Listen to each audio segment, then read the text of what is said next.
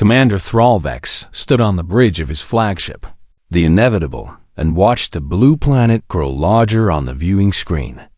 He had seen hundreds of worlds like this one, small and fragile and full of creatures who did not yet understand their place in the galaxy. His second officer, a thin creature named Yevril, pulled up the scanner data and made a sound of amusement in his throat. Category 7. Commander, Yevril said with a dismissive wave of his clawed hand. Pre-contact primitives with no space travel, no energy shields, and no unified government. They are still fighting wars among themselves with chemical explosives and metal projectiles. Thrallvex let out a long breath and felt almost disappointed. The Velkorian Empire had sent him with 12 destroyers, 2 carriers, and his massive flagship to conquer a world of primitives who had not even left their own moon. This will be finished before the next cycle, he said to his crew. Begin the standard subjugation protocol and broadcast the surrender frequency on all channels. Let us see how quickly these humans learn to kneel. The communication officers sent out the message that had brought 1,000 species to their knees. Surrender now, and your people will be allowed to live as servants of the Velkorian Empire. Resist and your cities will burn. Thrallvex waited for the response he always received. The frightened voices begging for mercy. The leaders offering their own people as slaves in exchange for their own survival. He had heard it so many times that he could predict the exact words they would use, but the humans did not respond with words. The first nuclear warhead detonated against the shields of his flagship with a flash of white light and a burst of radiation that made his sensors scream. Thrallvex stumbled backward in shock as the ship shook around him. What was that? He demanded. Yevril checked his instruments with trembling hands, and his face had gone pale beneath his scales. They fired a weapon at us, Commander. A primitive nuclear device. They attacked us? Thrallvex could not believe what he was hearing.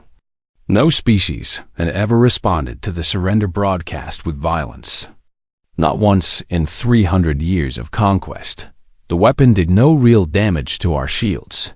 Yevril reported. It was a pathetic attempt, really. They must not understand how outmatched they are. Thrallvex felt his shock transform into cold rage. These creatures had dared to strike at the Velkorian Empire with their primitive bombs. And they would learn what that defiance cost. Send the cleansing order to all ships, he commanded. We will burn their largest cities, and then see if they wish to negotiate. The fleet descended through the clouds of the blue planet, and Thrallvex watched through the viewing screen as the human cities came into view. They were impressive for a primitive species, with tall buildings of glass and metal stretching toward the sky, and millions of life signs packed into each sprawling metropolis. The first plasma strikes hit the city called New York, and Thrallvex expected to see the population flee in terror. Instead, his sensors showed something impossible. The humans were fighting back ground-based weapons fired up at his ships, and while they could not penetrate Velkorian shields, they did not stop. Aircraft rose into the sky and flew directly at his destroyers. And when they could not break through the shields, the pilots crashed their own vehicles into the energy barriers again and again. They are attacking us with their bodies, Yevril whispered in horror. Commander, they are using themselves as weapons. Thrallvex watched a human aircraft slam into his shields and explode in a ball of fire. And he felt something he had not experienced in decades of warfare. Uncertainty. Land the ground troops, he ordered. We will take this world the traditional way. Clearly, these humans need to see our soldiers in their streets before they understand they are defeated. The troop transports descended on every continent, and Thrallvex watched the deployment with confidence.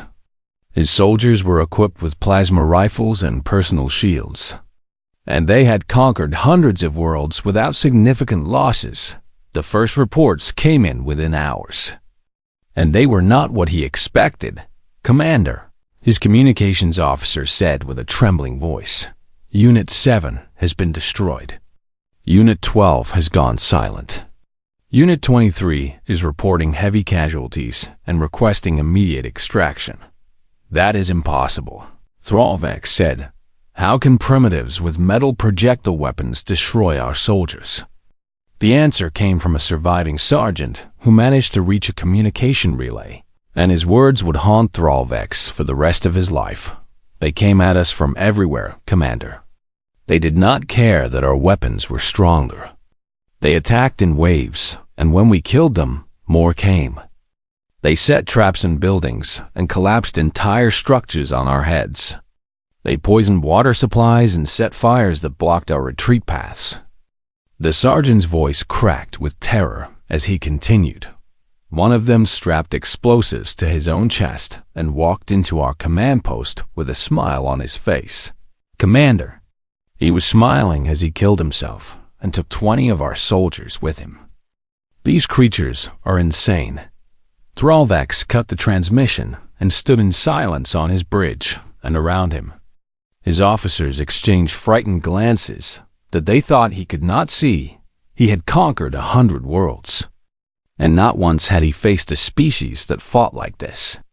Every other race in the galaxy had survival instincts that told them to submit when they were outmatched. But these humans seemed to have no such instincts. They fought as if dying meant nothing, as if victory was more important than their own lives. Sir, Yevral said quietly, should we request reinforcements from the Empire? Thralvex considered the question and felt a cold knot forming in his stomach. He had never needed reinforcements before, but he had also never faced an enemy like this. Send the request, he said finally, and include a warning. Tell them these humans are not like any species we have encountered before. Tell them the humans do not surrender. He paused and added words that would be quoted in history books for centuries. Tell them I believe these creatures are enjoying this. The message went out across the stars, and the Valkorian Empire prepared to send more soldiers to the small blue planet that refused to kneel. None of them understood yet what they had awakened on Earth. The nations that had fought each other for generations put aside their differences in the span of 3 days. Old enemies became allies, and every factory that could produce weapons began working around the clock. The humans had received visitors from the stars, and they had answered with fire and fury. The real war was only beginning. 6 weeks had passed since the Valkyrian fleet descended upon Earth, and Commander Thralvex no longer slept. Every time he closed his eyes, he saw the faces of his soldiers, the ones who had returned from the surface with broken minds and shattered spirits. The reinforcements had arrived from the Empire. 50,000 fresh soldiers with the best weapons and armor that Valkyrian technology could produce. Thralvex had sent them to the surface with confidence, certain that this wave would crush the human resistance once and for all. He had been wrong. General Yevral stood before him now, with a datapad clutched in his trembling claws. And the numbers on that screen told a story that made no sense.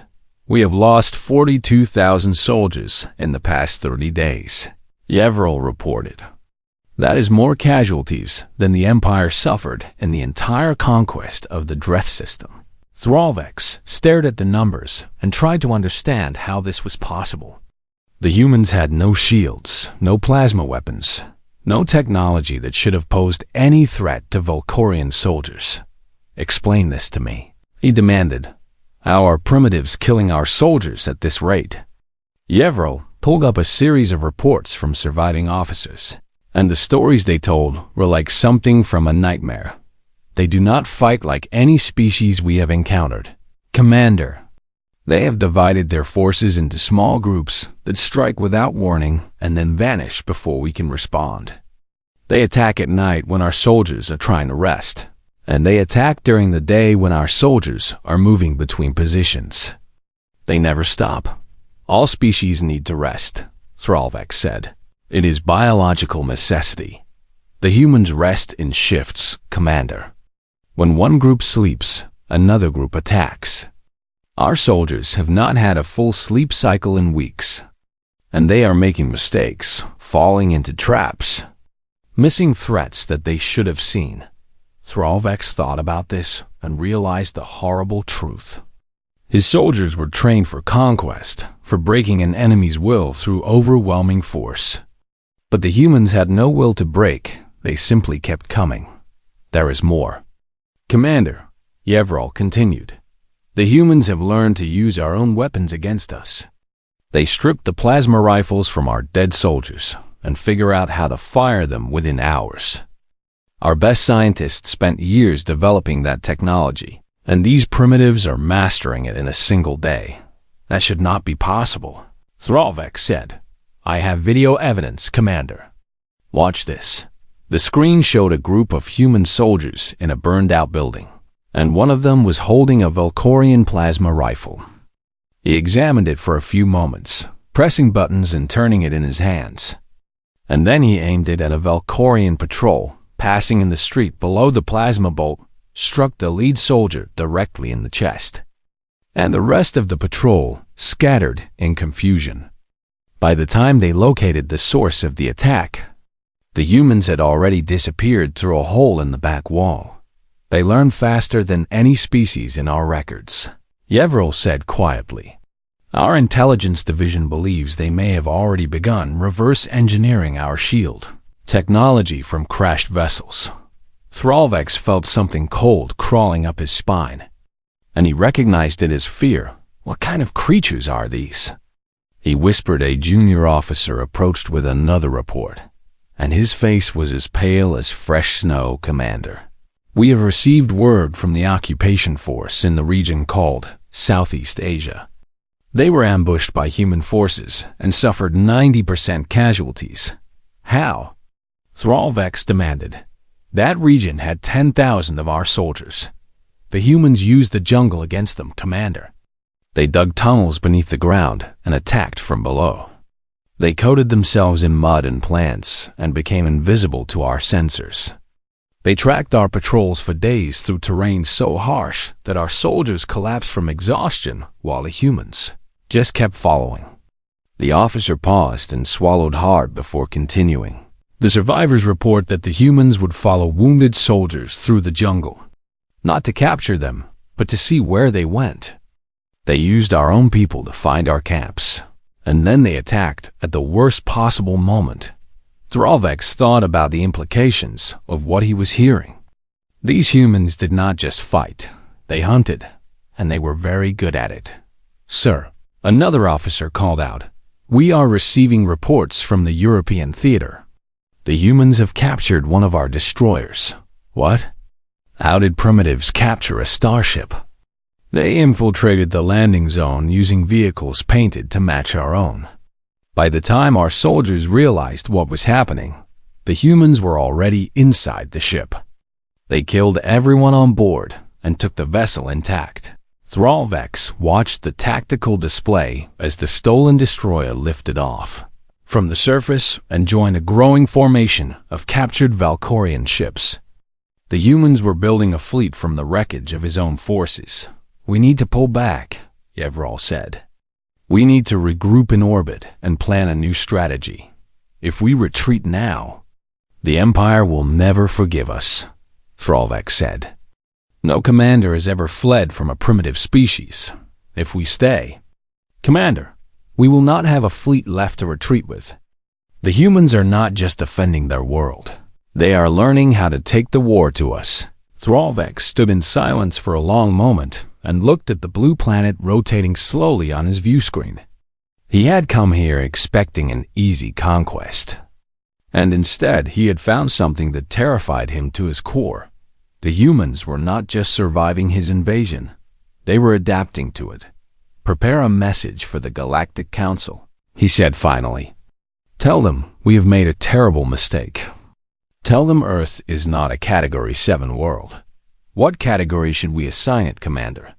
Thrallvex thought about everything he had learned about these impossible creatures. These beings who fought without fear and learned without limit and refused to accept defeat, even when defeat was certain. "Tell them Earth should never have been categorized at all," he said. "Tell them we have awakened something that should have been left alone. Tell them the humans are coming, and nothing in the galaxy will ever be the same." He turned away from the view screen and gave the order that would haunt him forever: begin the retreat. "We are leaving this world." Behind him, on the surface of Earth, the human forces watched the Valkyrian ships rise toward the stars. And they did not celebrate. They were already planning what came next. 1 year had passed since the Valkyrian retreat from Earth, and the galaxy had begun to hear rumors. Strange whispers that traveled from station to station and ship to ship like a disease, spreading through the stars. They spoke of a small blue planet that had defeated the Valkyrian Empire, of primitive creatures who had somehow turned the greatest military force in the sector into a fleeing mob of broken soldiers. Most species dismissed these stories as fantasy, because the truth was too frightening to accept, but Commander Thrallvex knew the truth, and it kept him awake at night. He had retreated to the Valkyrian homeworld and given his report to the High Council, and they had not believed him. They had called him a coward and a failure and stripped him of his command. They had sent a new fleet to Earth. Confident that his defeat was simply the result of poor leadership, the fleet had not returned. The second invasion force had arrived at Earth expecting to find a devastated world struggling to rebuild.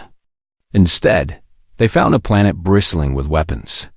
Surrounded by a defensive grid of satellites and armed stations and ships that should not have existed, the humans had taken every piece of Valkyrian technology they had captured and improved it.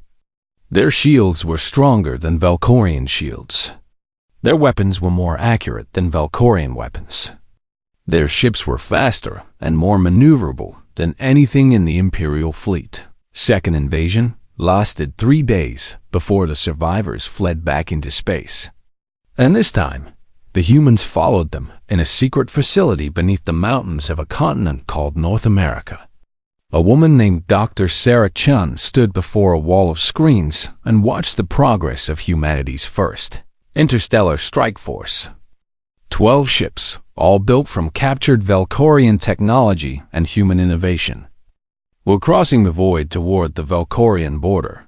"The fleet has reached the halfway point," her assistant reported. "All systems are functioning within normal parameters. The crews report they are ready for engagement." Dr. Chun nodded and allowed herself a small smile. 1 year ago, she had been a physicist studying theoretical propulsion systems, dreaming of the day humanity might reach the stars.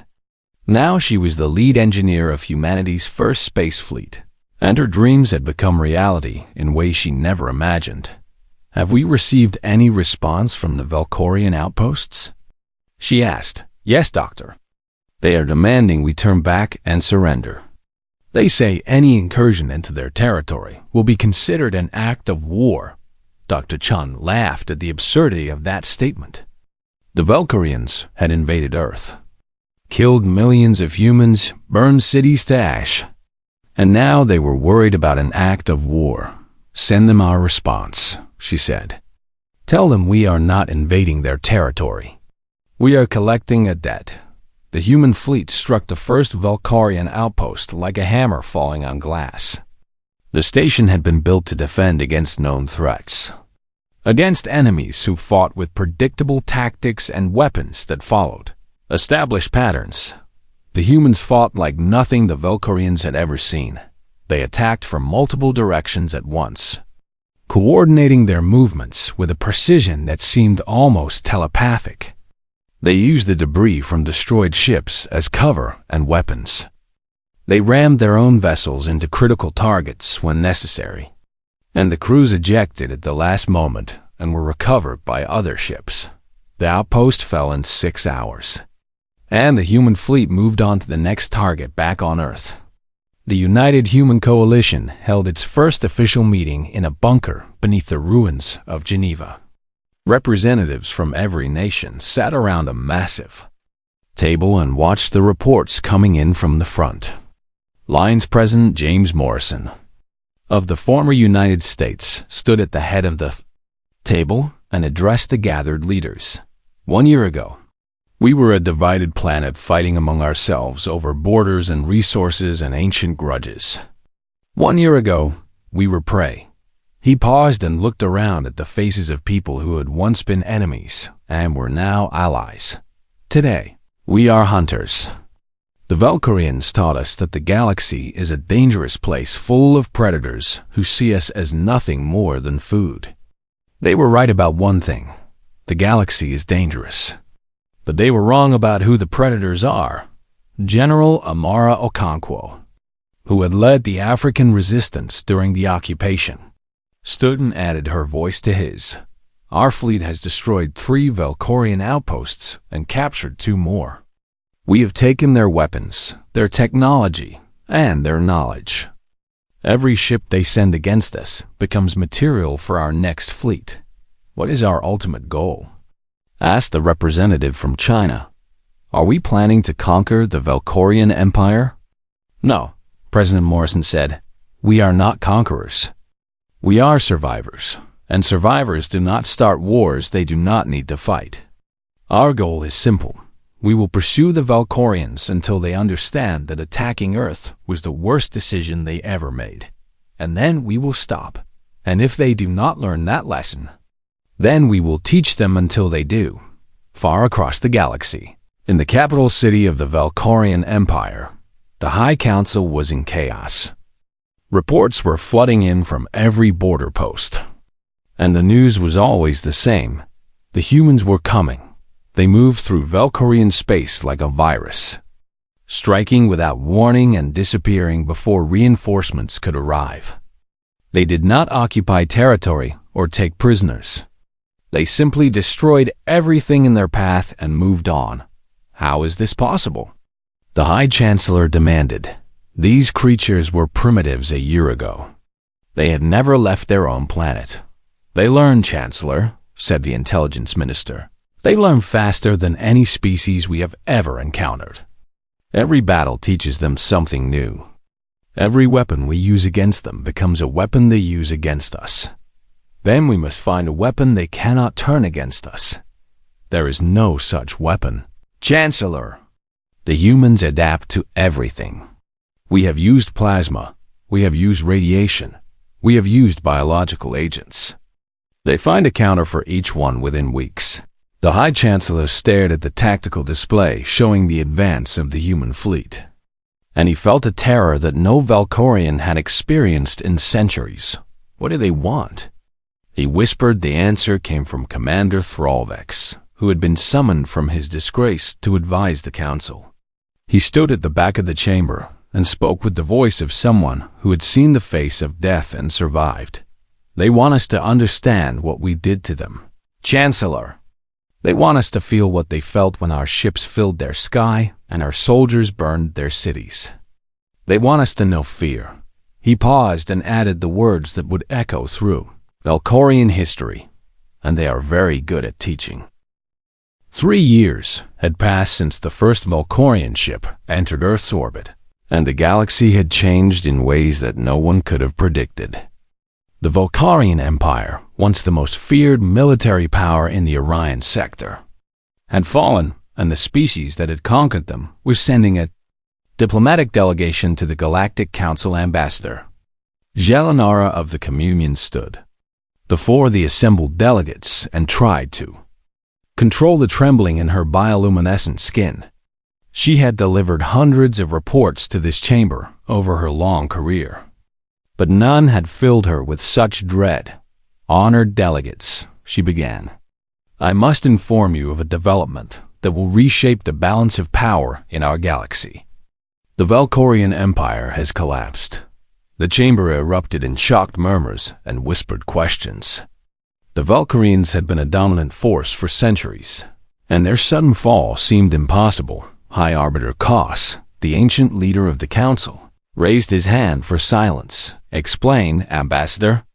What force could have defeated the Valkyrian Empire in such a short time? Jelanara took a deep breath and spoke the words she had been dreading. The humans of the planet called Earth. The silence that followed was so complete that Jelinara could hear her own heartbeat echoing in her ears.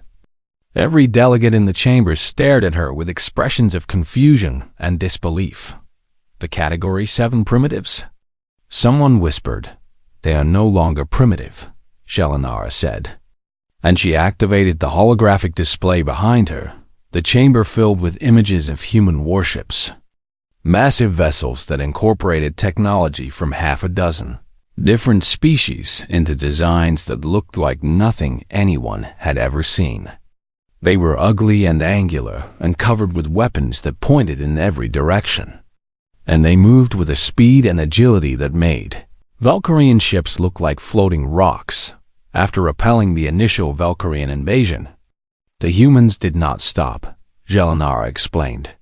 They pursued the retreating fleet across space and learned everything they could from every ship they captured. Within 1 year, they had built their own fleet.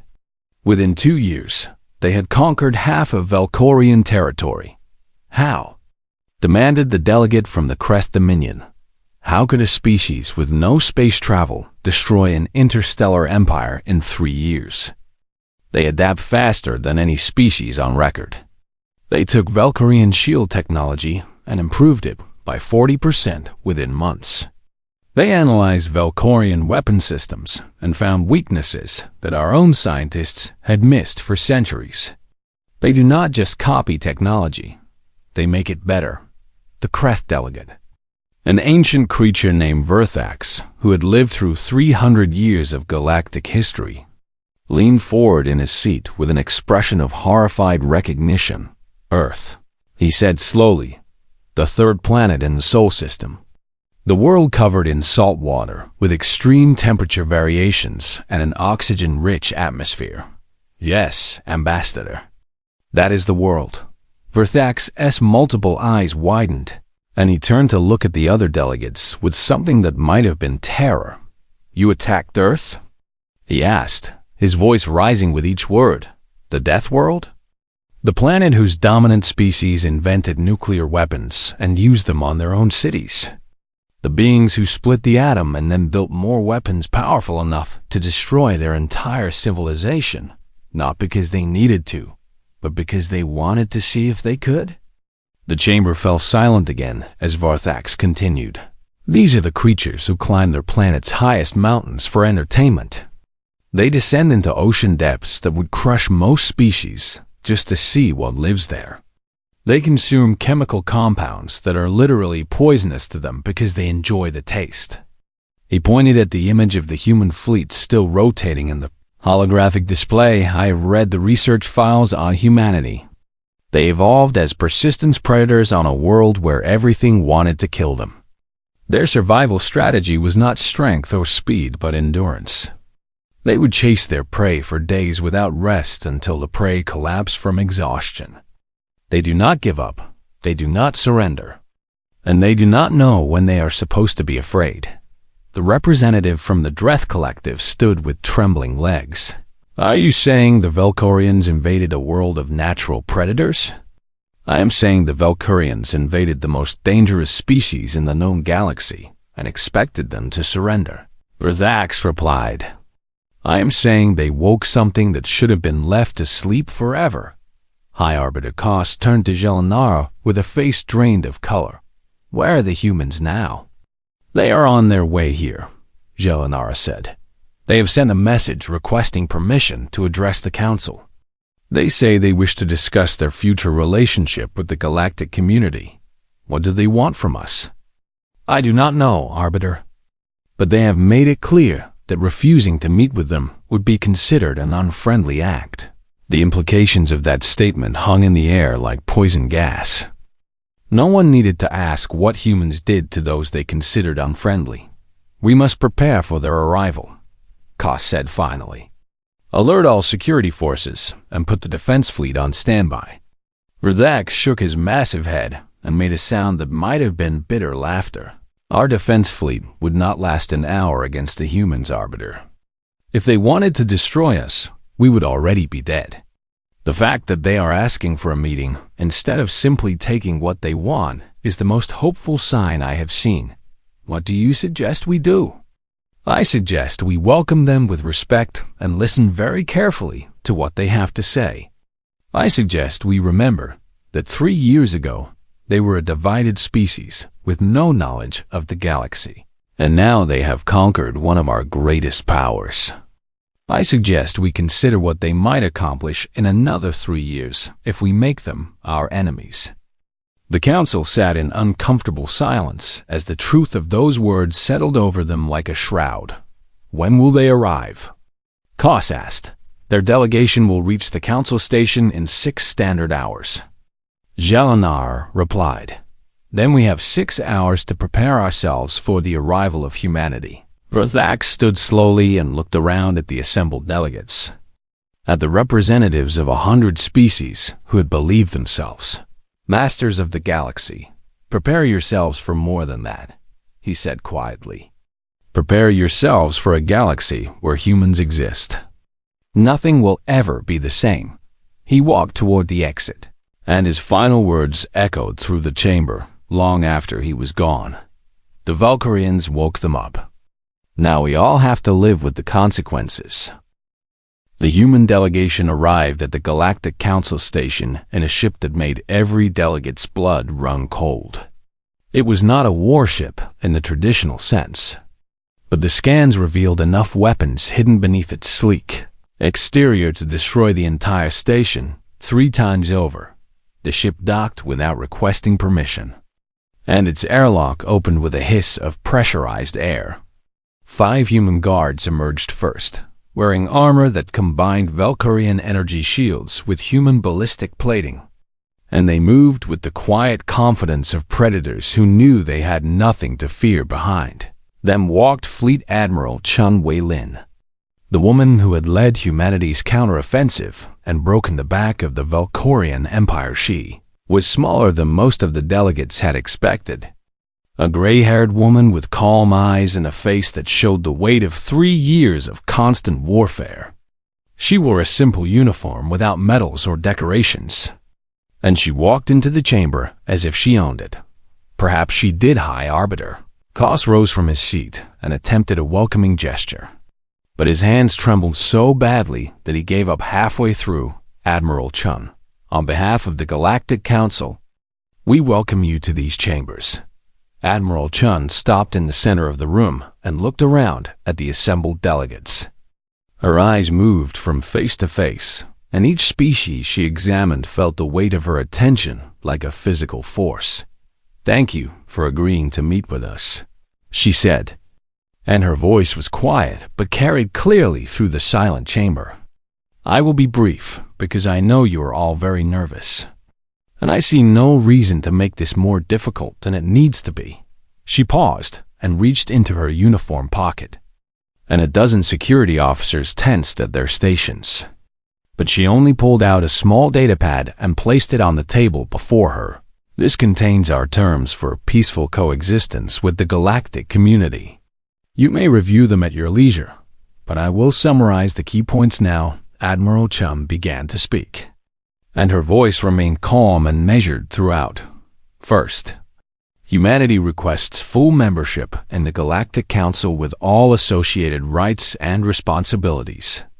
Second, we require protected travel corridors through all major trade routes so that our ships may move freely without interference.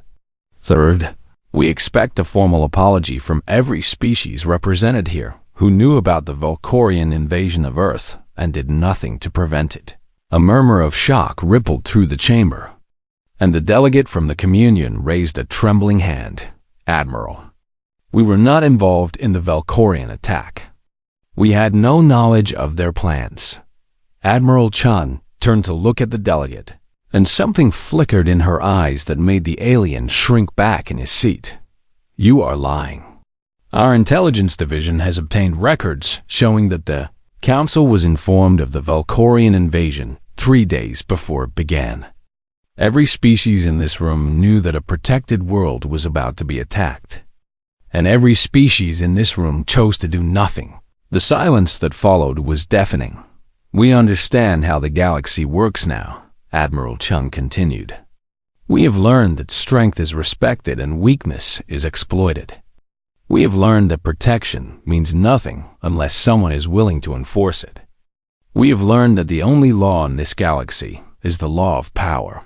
She looked around the chamber once more, and her gaze was hard as diamond. Humanity is no longer weak.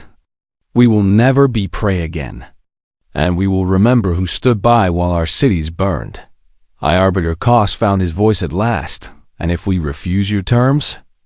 Admiral Chun smiled, and several delegates physically recoiled from that expression. Then we will leave this station and return to our territory. And we will continue to grow stronger while the rest of the galaxy wonders when we will come back. We conquered the Valkyrian Empire in 3 years, Arbiter. Imagine what we could accomplish in 30. The threat was clear. But somehow, it was not the most frightening part of her words. The most frightening part was how reasonable she sounded, how calm she remained while describing the potential conquest of the entire galaxy. What about the Valkyrians? Asked the Kreth delegate Verthax, what have you done with them? We have done nothing except defeat their military and destroy their capacity to wage offensive war. Their civilian population is intact, and we have established no occupation forces on their worlds. You showed them mercy? We showed them restraint, Admiral Chun corrected. There is a difference. Mercy implies forgiveness, and we have not forgiven them. But we chose not to become the monsters they expected us to be. We could have exterminated every Valkyrian in the galaxy, and no one could have stopped us. She paused and let that truth sink in before continuing. We chose not to. Remember that when you make your decision. Verthax stood slowly on his ancient legs and looked at the human admiral with an expression of grudging respect. I have one question. Admiral, if you will permit me, ask, what are you? I have studied 1,000 species over my 3 centuries of life, and I have never encountered anything like humanity. You are not the strongest or the fastest or the most intelligent. Your technology was primitive until 3 years ago, and yet you have done what no other species has ever done. What makes you so different? Admiral Chun considered the question for a long moment before answering. We come from a world where everything tries to kill us. The weather, the animals, the diseases, even our own bodies. We did not become the dominant species on Earth because we were the most powerful. We became dominant because we refused to accept defeat. She walked toward the exit, and her guards fell into formation around her. Other species surrender when they are outmatched because evolution taught them that fighting a stronger opponent means death. Evolution taught humans something different. It taught us that persistence wins. That the enemy who keeps fighting longer than seems possible is the enemy who wins in the end. She stopped at the door and looked back at the assembled council one last time. You attacked our home. You burned our cities and killed our people and expected us to kneel. We did not kneel. We never will. The door opened, and Admiral Chun delivered her final words to the Galactic Council. The Valkyrians learned what happens when you wake humanity up. We hope the rest of the galaxy is wise enough to learn from their example without needing a lesson of your own. She stepped through the door and was gone, leaving behind a chamber full of terrified beings who understood that the galaxy had changed forever 100 years later. Humanity was no longer a threat or a curiosity. They were the peacekeepers, the species that other species called when diplomacy failed and war loomed on the horizon, not because humans were the strongest, not because humans were the most technologically advanced, but because when humans arrived at a conflict, both sides remembered the Valkyrians and everyone chose to talk instead.